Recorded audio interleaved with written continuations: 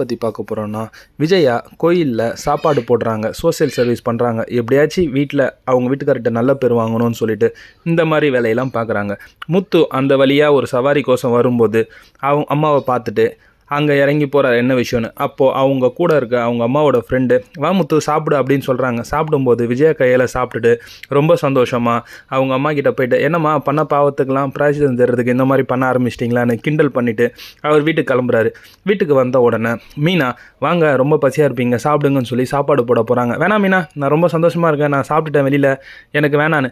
என்னங்க சொல்கிறீங்க, வெளியில் சாப்பிட்டீங்களான்னும் போது நடந்த விஷயத்த சொல்கிறாங்க. இந்த மாதிரி கோயிலில் அம்மா சாப்பாடு போட்டாங்க, இது வரைக்கும் எனக்கு நினைவு தெரிஞ்சதுலேருந்து அம்மா கையால் சாப்பிட்டதே இல்லை, இன்றைக்கி ரொம்ப நாள் கழிச்சு நான் சாப்பிட்ருக்கேன், ரொம்ப சந்தோஷமாக இருக்கேன் மீனா அப்படின்றாரு.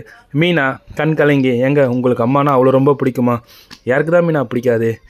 அம்மானா நாய் பூனை எல்லாத்துக்கும் தானே பிடிக்கும், அந்த மாதிரி தான் மீனா எனக்கும் அப்படின்றாங்க.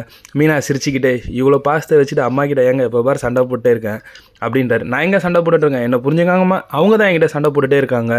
நீ அவங்க ரூமில் கதவை சாத்தாமல் அழுதுட்டு இருக்கதை கிறிஷ் பார்த்துடுறாரு. போயிட்டு கட்டி பிடிச்சி அம்மா அழுவாதீங்கம்மான்னு சொல்லி ஆறுதல் பண்ணுறாங்க. அம்மாவுக்கு ஒன்றும் இல்லை கிறிஷ், இந்த மாதிரி சின்ன பிரச்சனை, யாரோ பண்ண பிரச்சனைக்கு அம்மாவை மாற்றி கூப்பிட்டு போயிட்டாங்க, அம்மா வந்துட்டேன், இனி அம்மா உன்னை விட்டு எங்கேயும் போக மாட்டேன் அப்படின்னு சொல்லி அவங்களும் சென்டிமெண்ட்டாக அழுகுறாங்க.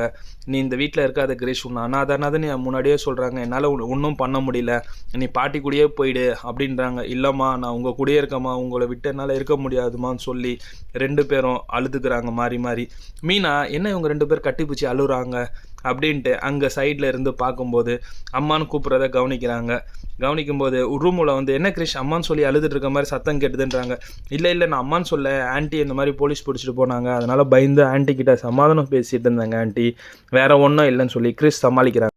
வீட்டுக்கு போன உடனே சீதா என்னங்க மாமாவை வெளியே எடுத்துட்டீங்களான்னு கேட்கும்போது நான் கமிஷனர் ஆஃபீஸில் பேசிட்டேன், கமிஷனர் விட்டுறேன்னு சொல்லிட்டாங்க, அதனால தான் அவரை விட்டாங்கன்ற மாதிரி அவர் சீதா கிட்ட பில்டப் பண்ணிக்கிறாங்க.